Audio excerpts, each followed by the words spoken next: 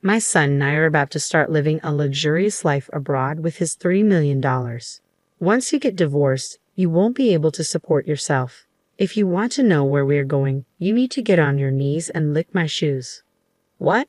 What are you saying? I don't understand. I had no idea what my mother-in-law was talking about. I never knew they were planning to go abroad or that they had saved up so much money. It's because my son has $3 million. We're going to live a fancy life overseas, just the two of us. Why would my husband go abroad? And what's this about $3 million? Why do you want to know so badly? If you really want to know, kneel down, beg, and lick my shoes. Then maybe I'll tell you. Why are you acting like this? Where is my husband? Oh, we're very comfortable here. We're enjoying the high life with my son's $3 million, so you're no longer needed. I was shocked by my mother-in-law's words. What does she mean that my husband suddenly got $3 million and is living a luxurious life abroad? And why is she talking as if I'm an outsider? I was filled with anger and anxiety, but I needed to stay calm and figure out what was going on. How did my husband get such a huge amount of money? And could that $3 million be connected to something else? I work as a manager at a big IT company, and that's where I met my husband. His positive and cheerful personality drew me to him, and we eventually got married. In the early years of our marriage, his parents welcomed me warmly. Later on, we had a daughter who is now 14 years old. I grew up in poverty and had a difficult relationship with my parents. Because of my own challenging upbringing, I was determined to give my daughter all the love and care she deserved, while also balancing my career and household responsibilities. However, one day, my husband was assigned to a project in Texas and had to move there alone. It's going to be tough managing everything on my own with our daughter, I told him. Yeah, handling work, chores, and our daughter by yourself will be a lot. Maybe we should ask my mom to come and help out, he suggested. Reluctantly, I agreed, seeing it as a practical solution to our situation. So, we decided to have my mother-in-law move in with us to lend a hand. Mommy, when is Daddy coming back? My daughter asked one day. He's going to be in Texas for a while. But don't worry, Grandma's coming over, I reassured my daughter. And so, my mother-in-law moved in with us. Little did I know that this decision would become the biggest regret of my life. You're working late again today, huh? Women who neglect their families. I would often come home to her biting remarks. I have a job too, and I take care of our daughter. I would argue back, but she was never satisfied. When I was young, family meant everything. I never even thought about working outside the home, she would reminisce. Then, on the day my daughter received good grades at school, she remarked, "It's all thanks to me. What's the point of you? Maybe we don't need you around." Despite my mother-in-law only helping with simple homework tasks, I was the one teaching my daughter most subjects. Whenever I made a small mistake while cooking, she'd criticize, "How did you and my son survive before with such poor cooking skills?" "I'm doing my best, and everyone has their own way," I'd retort, feeling my patience wearing thin. "She's not doing her chores," she'd complain to my husband. "Mom, she's working too. Please understand," my husband would defend me. Living together, tensions between my mother-in-law and me grew. With my husband far away, I felt increasingly isolated. One day, I decided to call my husband to talk about it. "How? Are you okay right now?" "Yeah, I'm good. What's up? It's kind of late." "Well, your mom really laid into me about the house chores, and it's starting to get to me." "I'm sorry. Mom's always been sharp-tongued, but maybe there's something to what she's saying. Still, don't let it bother you too much. Just keep doing things at your own pace." Feeling somewhat reassured by my husband's words, I tried to refocus on our daily routine. But with my husband away, the pressure from my mother-in-law kept mounting, and I was becoming increasingly exhausted. Each day, I eagerly awaited my husband's return. Living with my mother-in-law in my husband's absence was tough. At first, I clung to his memory to get through, but as weeks passed, her behavior became unbearable. She criticized every little thing I did from morning till night. When I made my husband's favorite rice dish, she coldly remarked, "This tastes terrible. Who would eat this?" If I took a short break, she'd scold me, saying, "How can a woman who can't handle household chores take a break?" I never had much confidence in housework. With my husband, he would just laugh off my small mistakes. But in front of my mother-in-law, I felt like I couldn't afford to make any errors. I think her treatment of me comes from her intense love for her son. She seems unwilling to accept that he married me and moved away from her. This experience made me resolve never to become an overbearing parent like her. One day, after treating myself to a small shopping spree at a local mall, my mother-in-law found out. When I got home, she was waiting for me at the entrance, furious. How could you go out for fun when your husband isn't home? What about the household chores? I thought I needed a little break. A break? In this situation, all this trouble is because of your incompetence. After that encounter, I waited for a call from my husband. I hoped hearing his voice would lift my spirits, but what he said was far from comforting. I've got some bad news. My work in Texas isn't going well. I got into gambling, and now I'm in a tight spot financially. I've also accumulated quite a debt, my husband confessed over the phone. What? Are you serious? Gambling in debt? This is completely unexpected. What about our future and our daughters? I replied, shocked and worried. I'm sorry, really sorry. I feel stuck right now, but trust me, I'll figure something out, he pleaded. How? How do you plan to handle this? How much do you owe? I'm working on a solution, was all he could say. I always believed my husband was sincere and wouldn't gamble. He was always dependable, never missing our dates. Even after we moved in together, he always came straight home from work and appreciated everything I did around the house. It was his honesty and sincerity that made me fall in love with him. But now, with him far away and my mother-in-law's constant criticism, my life felt unbearable. I can't believe someone as useless as you married my son. My mother-in-law's harsh words echoed in my mind. My heart sank deeper into despair as my husband continued working away from home. Constantly criticized and blamed by my mother-in-law, the weight of my husband's recent confession about his debts and gambling only added to my despair. With the barrage of criticism from her, I reached a breaking point. One night, overwhelmed, I left the house and found myself crying on a park bench. Then one day, my mother-in-law unearthed a secret from my past. During dinner, she used it against me. So, I heard you used to work in a nightclub, huh? Shame on you for raising my grandchild after working in such a place. How did you find out about that? I was telling someone about how useless my son's wife is and showed them a picture of you. They recognized you. Apparently, you weren't even good at that nightclub job. In my past, frustrated with a mother who never worked and always partied, I left my family home. Struggling for money, I found work at a nightclub. This was before I married my husband, a secret I thought he didn't know. I was speechless. I never imagined my mother-in-law would discover this about my past, and now she was using it against me. I can't believe someone like you is the mother of my grandchild. I'll tell my son and have you kicked out. My despair deepened. Everything I had built with my husband, all my efforts, and the future I had hoped for seemed to crumble under her words. My husband's communication became scarce, and I fear he was beginning to doubt and suspect me. One night, alone in my room, I reflected on my life, meeting my husband, our marriage, our current situation, and the constant blame and accusations from my mother-in-law. I felt like I couldn't go on. I can't take it anymore.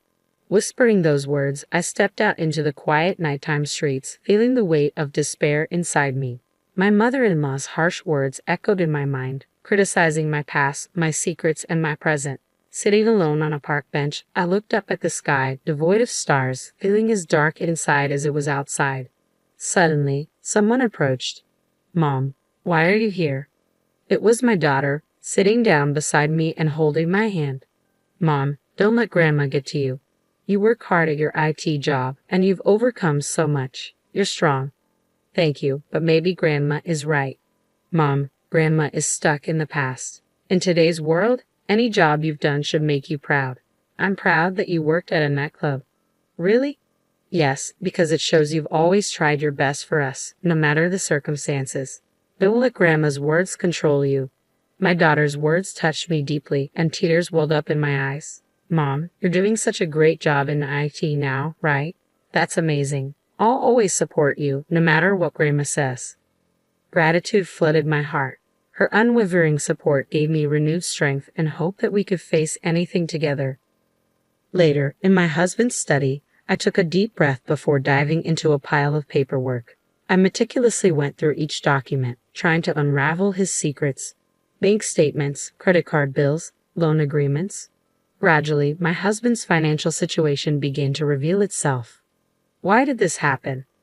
I discovered several receipts detailing gambling activities, horse racing, slot machines, and casino visits. The realization of how much money my husband had squandered was heartbreaking. Turning on his PC, I guessed the reverse version of his birthday as the password to access his email. Inside, I found numerous collection emails from financial institutions and messages from friends demanding repayment of loans. Additionally, his inbox was flooded with promotional emails from gambling websites. I decided to tally up the total amount my husband had spent on gambling. The staggering result was $3 million, far exceeding what I had anticipated. Seeing that figure, I felt a moment of panic, but I knew I had to act swiftly. I started planning how to secure funds to sustain our livelihood. This included tapping into my savings, estimating proceeds from selling our high-end electronics and luxury items at home, and budgeting with my salary savings. Every detail mattered in this critical moment. Afterward, I continued my personal investigation. Every day, I diligently contacted financial institutions to understand the extent of my husband's debts, obtaining credit reports in his name. A few days later, I formulated a plan. I started laying the groundwork to establish a life independent of my husband and mother-in-law, while also devising a strategy to repay his debts.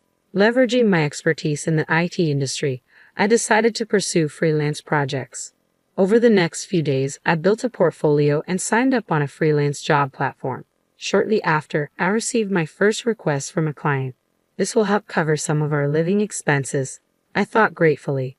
In between my daily work, I meticulously reviewed our household finances. I canceled unnecessary subscriptions, reduced wasteful spending, and researched budget-friendly recipes to cut down on food expenses. With insights from local moms, I organized a community yard sale, successfully selling branded items and extra electronics for a decent sum. As my freelance work gained momentum over the following weeks, I began to feel more secure about my income. By then, my bank account held enough to cover our essential living expenses. When I returned home one day, I noticed all of my mother-in-law's belongings were gone. At the same time, my phone rang. It was my mother-in-law calling. "Oh, are you already home? Did you notice our stuff is gone?" My mother-in-law's voice came through the phone. "What are you trying to say?" I asked cautiously. "My son and I are starting a luxurious life abroad with his $3 million. Once you divorce, you won't be able to make ends meet. If you want our address, get on your knees and lick my shoes," she declared arrogantly. I couldn't help but chuckle. Actually, that $3 million is a debt. "Stop joking. There's no way my son has that kind of debt," she retorted confidently. "You might not believe it, but it's true. In his study, there are transaction records from banks and financial institutions, credit card bills, contracts, and more. Plus, on his PC, there are collection emails from financial institutions, messages from friends demanding repayment, and promotional emails from gambling sites. If you don't believe me, why don't you check?" "You're lying," she insisted. "It's the result of his deep involvement in gambling, horse racing, slot machines, casinos. In total, it amounts to a staggering $3 million. I've just sent you photos of the evidence. Maybe you should take a look." I had no idea, my mother-in-law admitted, her voice softening. "He probably didn't want you to know, but these are the facts. I've been figuring out how to handle this enormous debt, but I suppose I don't need to anymore." There was a long pause on the other end of the line. "I truly didn't know. I don't know what to say," she finally responded. Without another word, I ended the call. I knew I had to start afresh from this point onward. Despite the shock caused by my husband and mother-in-law's actions, I resolved to move forward for the sake of my daughter and myself. Later on, my husband called. "I'm so sorry. Truly, I am." My husband's voice came through, subdued in a way I had never heard before. But despite his apology, my anger burned unabated. "Why did it come to this? Our family is falling apart because of you," I retorted sharply. "I never thought it would come to this. But when I decided to go overseas with Mom, I couldn't see a future with you and our daughter," he explained, his words leaving me stunned. "You couldn't see. It's because of your recklessness and lack of planning that our family is in this mess," I accused bitterly. "I know that, but it's too late now. I made a promise to Mom," he replied. "A promise? What kind of promise sacrifices our daughter's future for your own paradise?"